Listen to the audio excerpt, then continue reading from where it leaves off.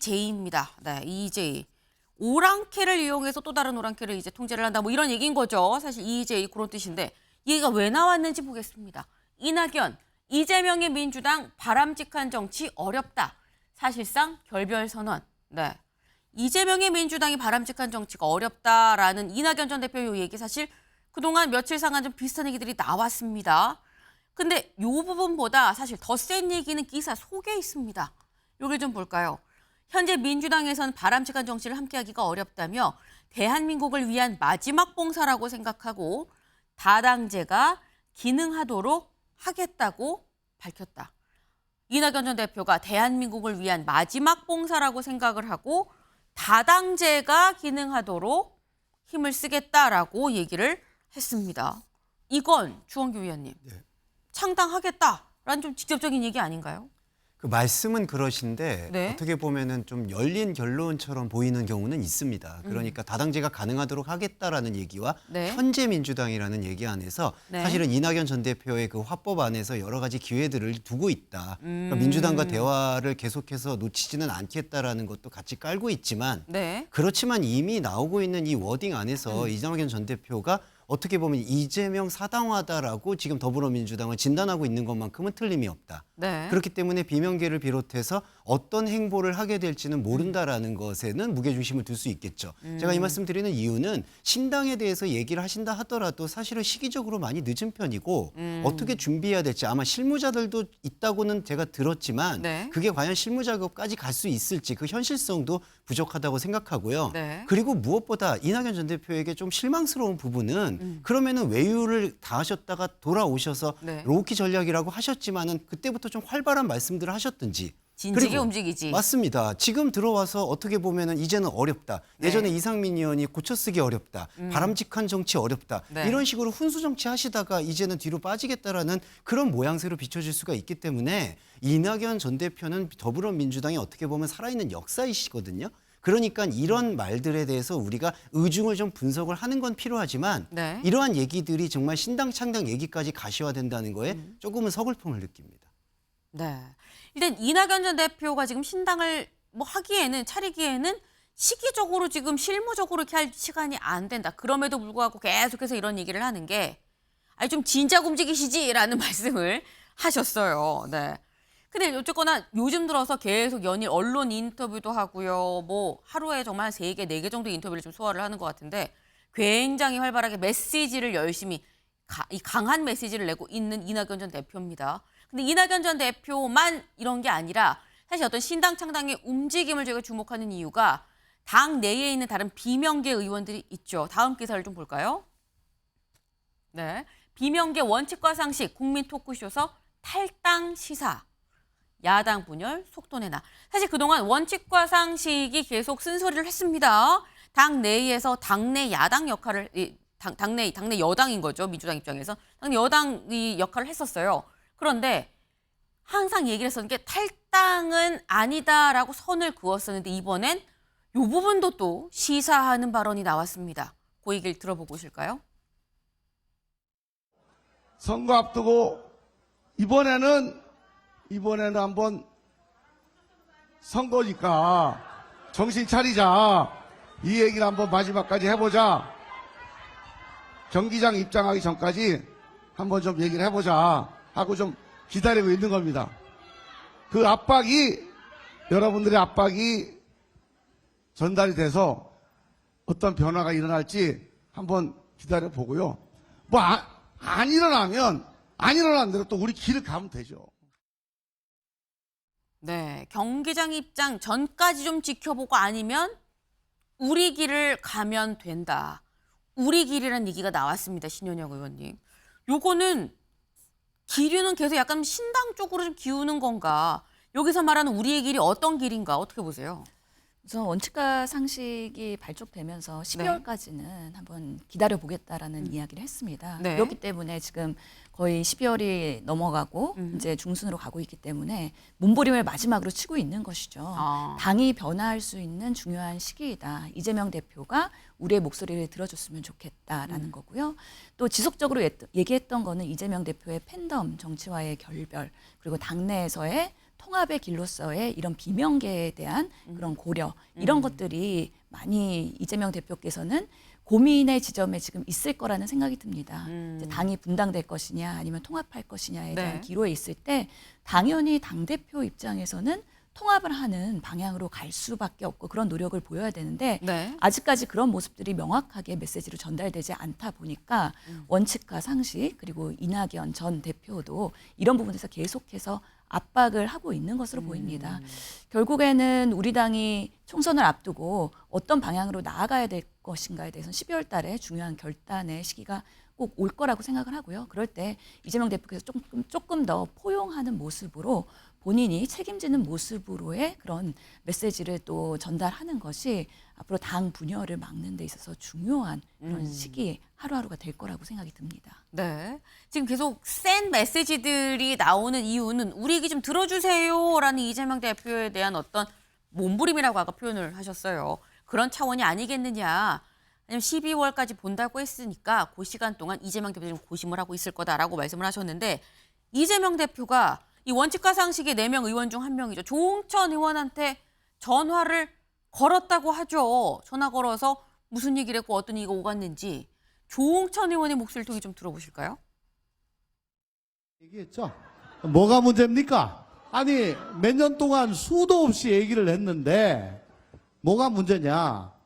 정말 막막하다. 그 주위 사람들한테 좀 물어보고 다시 통화하자라고 했었습니다. 그리고 그 이후에는 다시 전화가 안 왔어요. 예, 뭐가 문제입니까?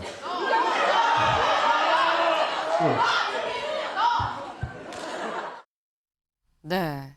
어제 있었던 토론의 이 모습입니다. 이 원칙과 상식이 했었던 이 토론회 여기에서 조홍천 의원이 직접 본인 입으로 지금 얘기를 하죠. 이재명 대표한테 전화가 왔었다. 저기에서는 뭐가 문제입니까? 라고 얘기했다는데 이재명 대표가 전화해서 What's wrong? 이라고 얘기를 물었다는 거 아닙니까? 근데 거기에 대해서 아니 내가 그동안 얘기를 그렇게 많이 했는데 그걸 모르니 이거 뭐가 문제냐? 라고 얘기를 조홍천 의원 하는 모습입니다. 주원규 위원님.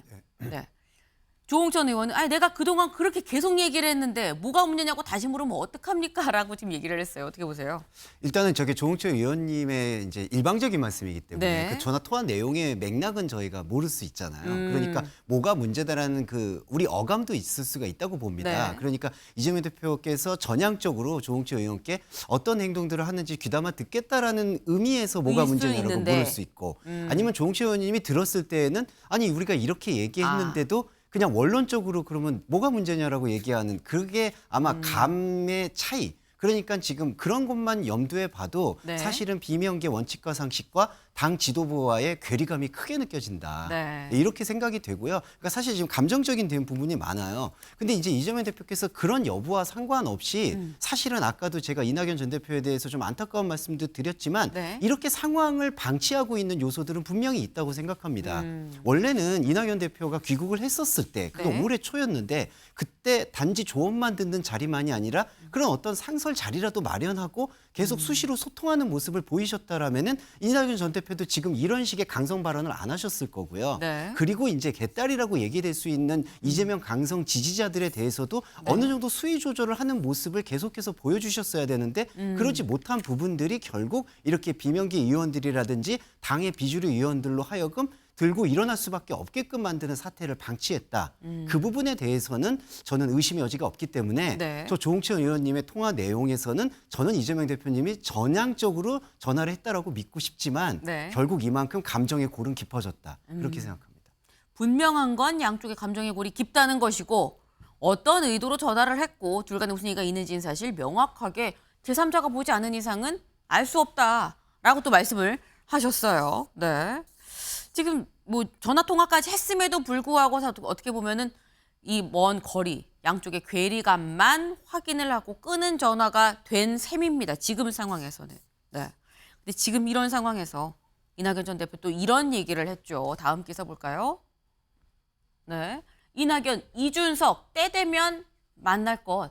이준석 준비돼 있다라고 얘기를 했습니다. 이건 도대체 무슨 얘기인지 직접 들어보시죠.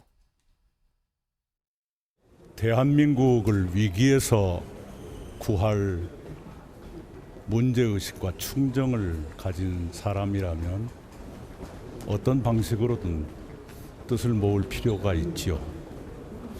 단지 일에는 순서가 있는 거니까요. 뭐 금방 만나겠다든가 그런 뜻은 아니고요. 네, 문자 그대로 때가 되면 만날 거다 그 얘기입니다.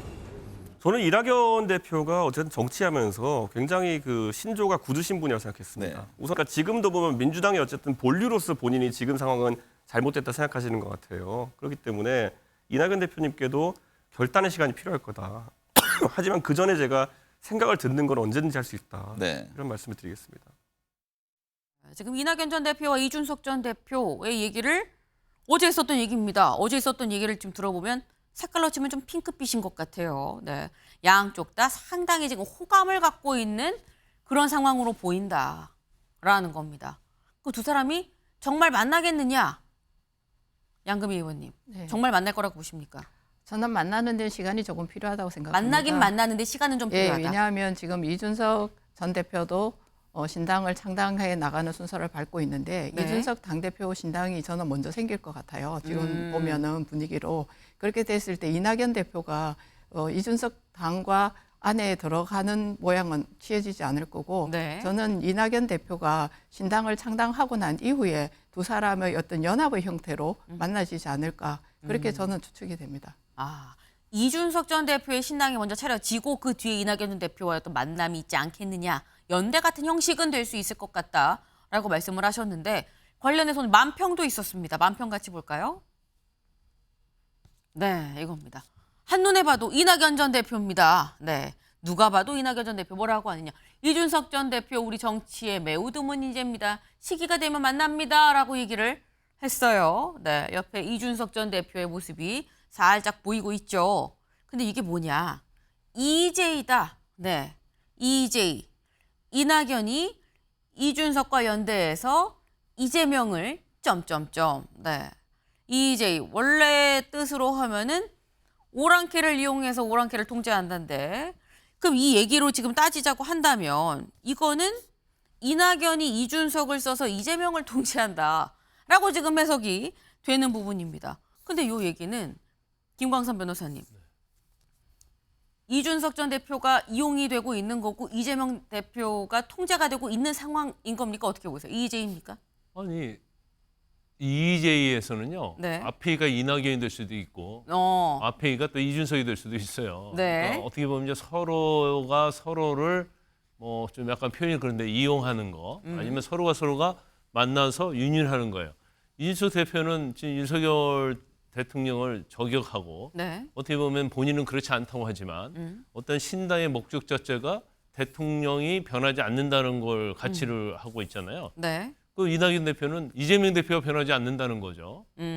그렇기 때문에 서로 상대는 타겟은 틀리지만 그건 똑같을 수 있어요. 그런데 그렇게 갖고 공당을 설립하면 성공할까요? 이낙연 전 대표하고 이준석 전 대표 둘 다 전 대표예요. 네. 뭐가 공통점이 있죠? 정체성에서 뭐가 같고 뭐가 다르죠? 뭔가 공통분모가 있어야 하고요. 네. 정치적으로 지향하는 바가 있어야 하는데 그게 전혀 없어요. 그리고 그냥 생각해도 어울리지 않아요. 이낙연 네. 전 대표하고 이준석 전 대표가 그런 상황에서 물론 연대는 할 수 있겠지만 과연 그 연대의 시너지 효과가 뭐가 있을 건지 저는 도대체 머릿속에 떠오르진 않아요. 단순히 네. 자신들의 어떤 정치의 이득을 위해서 어떤 연대를 한다고 한다면 그건 당연히 이제 국민들로부터 지지받지 못하겠죠. 그래서 지금 신당 어떻게 보면 춘추 전국 시대가 돼가고 있는데 네. 그런 식으로 해서는 뭐 정당으로서 총선에서 승리하기는 어렵다 저는 그렇게 봅니다. 네. 이낙연이 이준석을 이용하는 건지 이준석이 이낙연을 이용하는 건지 그거 뭐 모르겠다라고 지금 말씀을 했는데 분명한 건 섞이기 썩 쉬운 사람들은 아니다라는 부분을 또 같이 말씀을 주셨어요. 사실 이재명 대표 입장에서 이낙연 전 대표가 아까 신효영 의원 말씀처럼 어떤 메시지를 내는 강한 메시지를 내는 게 이재명 전 대표가 좀 들으라고 나 이런 얘기해요 들으라고 얘기를 하는 걸 수 있다라는 말씀을 주셨는데 그럼 이재명 대표가 그럼 직접 와서 들으면 되거든요. 이재명 대표도 뭐 누구든지 만날 수 있다라고 얘기를 했었습니다. 다음 기사 볼까요? 누구든지 만날 수 있었다고 얘기한 이재명 대표. 근데 이낙연 전 대표한테 만남 제안을 지금 미루고 있다. 이낙연 전 대표한테 언론이 계속 물어보고 있죠. 연락 왔어요? 왔어요. 저는 모릅니다. 들은 바가 없습니다. 라고 지금 얘기를 하고 있습니다. 만남 제안을 미루는 까닭이 무엇이냐? 경향신문은 이렇게 봤습니다. 신당 파급력이 약하다고 이재명 대표가 판단을 하고 있기 때문에 그런 거 아니겠느냐.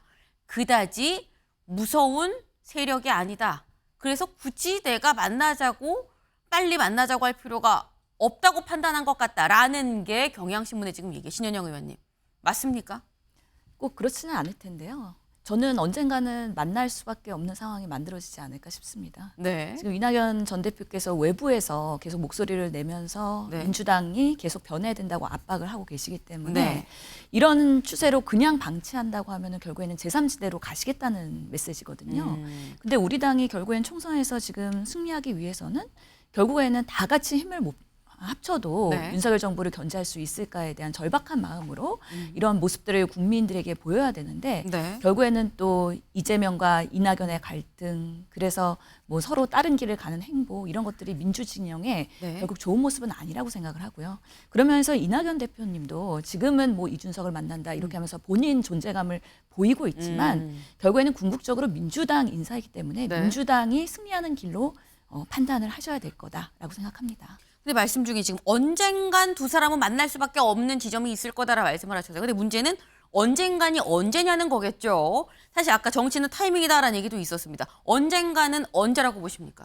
좀 더 클라이막스에 진행이 돼야 된다고 봅니다. 그래서 뭐 지금 원칙과 상식도 12월 말에는 결단을 할 것 같고 네. 이낙연 전 대표도 뭐 신당 창당의 여부가 조금 더 구체화되는 그 타이밍에 이재명 대표께서도 결단을 하면서 본인이 당대표로서의 있는 것들을 다 내려놓고 포용하고 이런 소통하는 모습을 보여주는 시기가 이제 임박해 오지 않을까, 조금 더 한 달 정도의 시간이 있는 것 같습니다. 네.